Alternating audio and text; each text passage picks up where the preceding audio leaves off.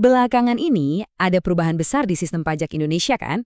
Nah, hari ini kita bakal bedah tuntas soal itu. Kalau Anda berurusan dengan pajak di Indonesia, penjelasan yang satu ini wajib banget buat disimak. Yap, benar banget. Tepatnya tanggal 29 Oktober 2021, pemerintah ngetok palu aturan baru yang bisa dibilang mengubah peta permainan pajak di tanah air. Undang-Undang Harmonisasi Peraturan Perpajakan, atau yang kita singkat jadi UU HPP. Oke, kita mulai dari awal ya.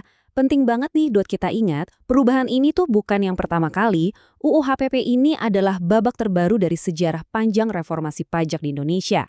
Sebuah evolusi yang terus-menerus terjadi, biar aturannya tetap relevan. Jadi UU HPP ini apa sih sebenarnya? Gampangnya gini, namanya aja udah harmonisasi peraturan perpajakan.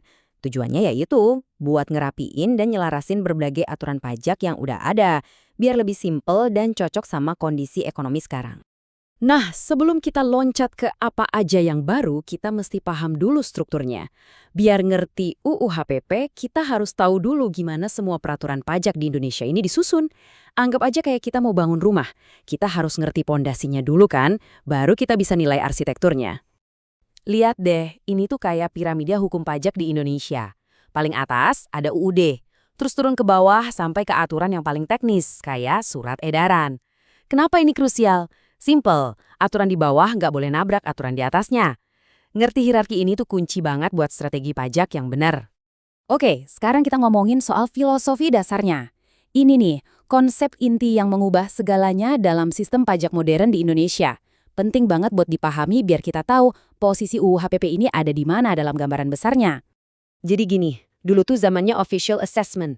Kita tinggal duduk manis, nunggu surat dari kantor pajak yang nentuin kita harus bayar berapa. Pasif kan? Nah sekarang, kita pakai sistem self-assessment. Bolanya ada di tangan kita para wajib pajak. Kita sendiri yang proaktif, ngitung, bayar, dan laporin pajak kita. Ini pergeseran tanggung jawab yang gede banget. Terus, kapan sih perubahan gede ini kejadian? Ternyata udah lama banget loh, jauh sebelum ada UU HPP. Tepatnya di tahun 1983. Itu titik baliknya, pas sistem self-assessment dikenalin. Jadi penting buat dicatat ya, UU HPP 2021 ini bukan ngubah sistemnya dari nol, tapi lebih ke update atau nyempurnain aturan main di dalam sistem yang udah jalan puluhan tahun. Oke, pondasinya udah, sejarahnya juga udah. Sekarang kita masuk ke dagingnya nih. Apa aja sih perubahan-perubahan paling penting yang dibawa sama UU HPP? Yuk kita pecah jadi 5 poin utama. Yap, ada 5 poin penting yang perlu kita tahu. Mari kita lihat satu persatu. Oke, kita mulai dari yang pertama, soal pembetulan SPT atau surat pemberitahuan tahunan. Sekarang lebih fleksibel, anggap aja ini kayak kesempatan kedua. Jadi kalau ada salah lapor, kita masih bisa benerin. Bahkan kalau udah mulai diperiksa, asal SHPH, itulah surat pemberitahuan hasil pemeriksaan, belum keluar.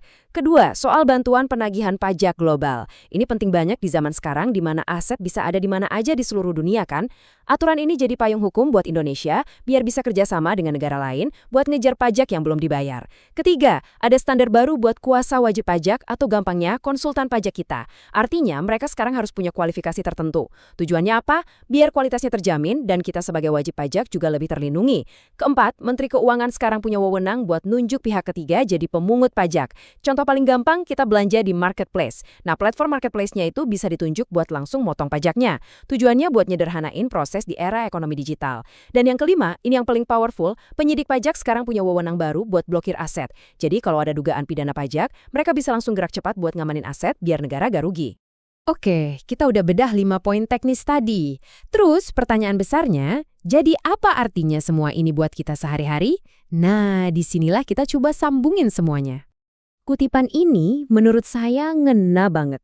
Intinya, ngerti semua aturan ini itu bukan cuma buat pinter-pinteran. Tujuannya praktis banget, biar kita nggak kena sanksi atau denda yang sebetulnya nggak perlu, cuma gara-gara kita kurang paham aturannya. Pada akhirnya ya, inilah kesimpulannya. Di dunia pajak, pengetahuan itu benar-benar kekuatan. Dengan kita paham kerangka hukumnya, plus update terbaru dari UU HPP, kita bukan cuma jadi patuh, tapi kita juga bisa ngelola pajak kita dengan lebih cerdas dan efektif. Aturan main pajak itu bakal terus berubah ngikutin perkembangan zaman. UU HPP ini adalah babak terbarunya. Jadi pertanyaannya sekarang bukan lagi apa yang baru, tapi lebih ke gimana kita ngeresponnya. Nah, saya tinggalin Anda dengan satu pertanyaan terakhir. Aturannya udah diupdate. Anda sendiri Udah siap belum?